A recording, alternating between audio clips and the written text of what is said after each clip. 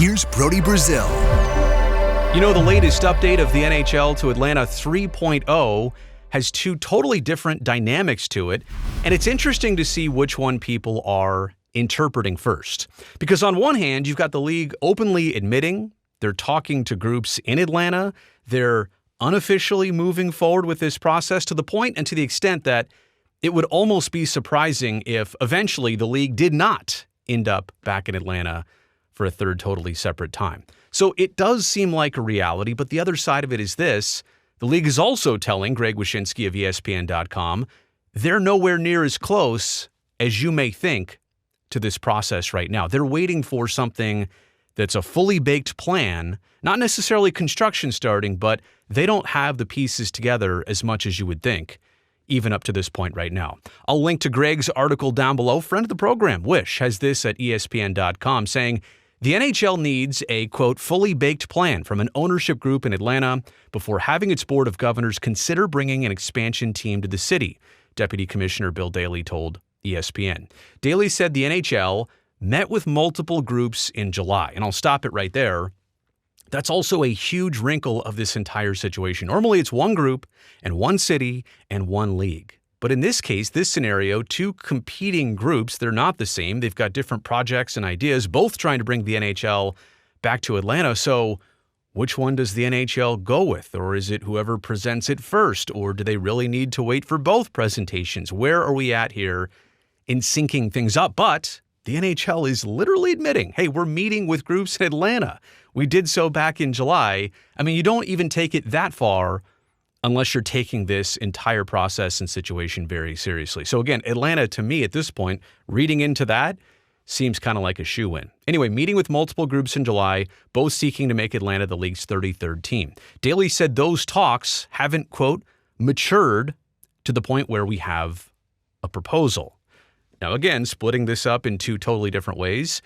No, maybe you wouldn't expect a proposal yet, especially if there are competing bids. You don't want to be the first one to throw your name in that hat, because what if the other one gets to see what you did and then they do it a little bit better or they sweeten the deal somehow? So I understand that. But you also maybe would have thought, especially with the Krause Group, by the way, I'll tell you about both of these groups in just a second. The Krause Group just got all their land approved. They got public funding approved. You would have thought that even though they weren't first to being part of this process, that maybe they're a little bit further ahead. So maybe they would have had a proposal by now, but they don't. Speaking of that, here are the two competing bids. And I hate to make this like a competition, a race for first place. I really don't know behind the scenes how this dynamic is going, other than seeing it from the outside looking in. That's interesting, right? Is somebody going to bring this to the table first? Is one group going to do it dramatically different or better than the other group? You've got the Krause Group, Vernon Krause and his team. They've got the gathering at South Forsyth. It's an arena. It's a multi-use development. They've got the land. They've got the public funding recently aligned. It seemed like, and they said as soon as the Stanley Cup final was over this past early summer, they were going to go meet with the league. They obviously did that. You would have thought, and I'm not here to put a scoreboard on this, you would have thought that by now they are farther along than the Alpharetta Sports Group, who, by the way, have Anson Carter, former NHL player, current NHL broadcaster. He is part of their group trying to bring hockey to the North Point Mall site. They were first, but it seems like the Krause Group might be just moving faster. Again, I don't know if slow and steady wins the race. I don't know if you want to be first in this scenario, but it is interesting, right, that the league might eventually have to pick a favorite here, because I don't think that these two groups are necessarily going to merge. Going back to where the league is at, here's what Bill Daly also told Greg Wyshynski of ESPN. It's definitely not shovels in the ground in terms of what the league is looking for that fully baked proposal. It's having a fully baked plan to propose. I think both groups are aspirational in what they want to achieve and how they intend to get there, but we haven't gotten more than that. We need a plan that's a little more actionable than where we currently are. Now, that seems like a message to one or both of the groups, but that's also not specific at all. A plan, but not something that's actionable. Is it money? Are they missing money? Are they missing, like in the case of the Krause Group, they've basically gone out to say, we've got the money, we've got the land, we've got the public money. So what exactly are they missing? Is it a growth plan? Is it a funding plan? We'll never know. But to see the NHL's perspective is that they need things a little bit more concrete. And so maybe that's a message to both of them. Like, hey, all right, we're going to be ready to hear from you, but you need to be ready when it's time to do so. The other aspect of this is the talk of the NHL expanding anywhere. Now, this could be Atlanta, this could be Houston, this could be going back to Phoenix, this could be Kansas City. Is the league going to dilute itself by adding one more team, probably two more teams at the same time, maybe eventually 3 or 4 more teams? To get to 36, would that water down the league just a little bit too much? I love this quote from Bill Daly because I totally subscribe to it. I think he's exactly on the right page here. Quote, I think we're fortunate because of our supply of players. We get players from more places, elite level players who are really skilled, really talented. We think at the right time and given the right circumstances, continuing to grow the league by adding additional franchises won't be an issue for us. The NHL and the NBA are in a much better spot of growing their games internationally and even, dare I say, almost globally. Basketball is more of a global sport. The NHL hasn't gotten to that point yet, and a large part of that is simply where it gets cold and where people learn to skate and where there's ice and real wintertime conditions that doesn't exist around the entire globe. But the NHL has done a good job of having players from all over the world represent the league a lot more. It used to be a very much Canadian-only league, and then Americans made their way in, and now Europeans are, and obviously Russians over the years have played a large part in the NHL. So the league is expanding the talent pool, not just in terms of quality, but also quantity, and from so many different places. I fully agree that the league is really not going to have a problem expanding. Now, baseball and football are hypothetically different.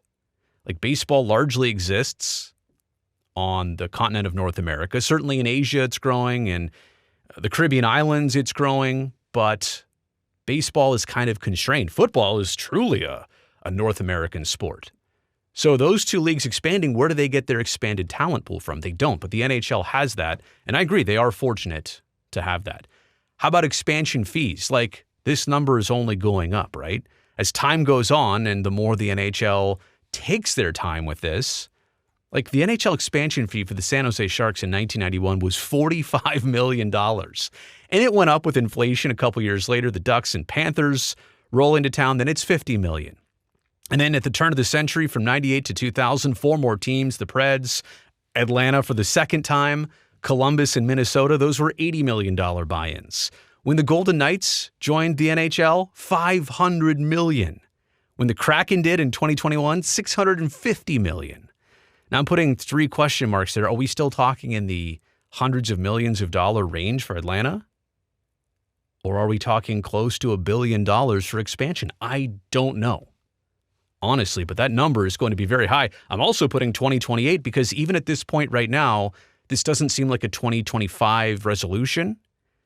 It feels like 2026 at the earliest. Then you give them 2 years at the earliest to expand. So it seems like 28 at the earliest right now for Atlanta. But that number, that expansion fee, is going to be hefty. Here are my takeaways. Number 1, the NHL probably also needs some time here to not only consider Atlanta, but what's another tandem city they might roll with? Are they really just going to go to 33 without having 34 in mind? Or wouldn't it be easier to go from 32 to 34? Keep even numbers, and then eventually 34 to 36. But I also can plainly see, like, the NHL is not openly talking about Houston in this way. The NHL is not openly even talking about going back to Arizona in this way, or Kansas City or anywhere else. No other cities are this far along in the expansion process. So if you are an Atlanta NHL fan, like, the fact that the league is looking at you and talking this openly about you and saying, well, we're waiting for you now to come together with something, that has to be encouraging. If you're a fan of this happening in Atlanta, that has to be encouraging. But I go back to the competing bids process. And yes, somebody's going to kind of lose out here. Somebody's going to have hurt feelings here. I don't see how they make both of these work at the same time. They can't. So how will this also play out in terms of a delay and one group being ready first, both groups being ready at the same time?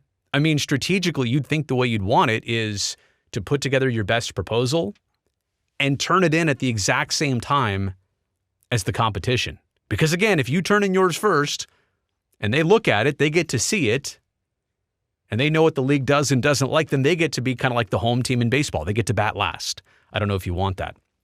Atlanta 3.0, by the way, in all of this, and I don't have really a horse in the race of rooting for Atlanta or not. I'm just covering the story. I do know this, though. 3.0, going into a city for a third different and separate time over the decades, there's already enough critics here saying, why are you doing this? Why can't you give another city a chance first? This can't even just be mediocre. This has to be a hit. This has to be a no question, goes over really well. The arena's nice. The team is competitive. The fan base shows up and shows out. This cannot be a mediocre situation. Otherwise, it will be criticized. People will say, I told you so. It has to be a hit. It has to stay and maintain for a long time. It has to go over really well. So the question here is, what are we looking at for actual Atlanta in terms of a process and approvals and moving forward and picking one group? Is it six months to a year? Probably. I would say 6 months is on the way early side. I think right now, being in September of 25, that we're looking at early, maybe first quarter of 26 at the very earliest to have any more developments here, to have the NHL maybe have move forward in any way on Atlanta. But it feels like even having all of this resolved in 26 would be a little bit premature. We'll find out. Possible in 26 to have this laid out, but even then, it's kind of an uncertainty. So, the NHL to Atlanta 3.0, let me know what you think about it in the comments section below. I know a lot of people have a lot of different thoughts on this. To me, the main takeaways are, number one, it is moving forward. The league is talking about this.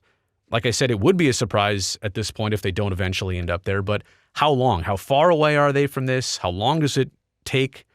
And what does it mean to have competing bids as part of the process? Thumbs up down below helps me, the video, and the channel. Don't forget to hit that subscribe button too. I would love to see you back here next time.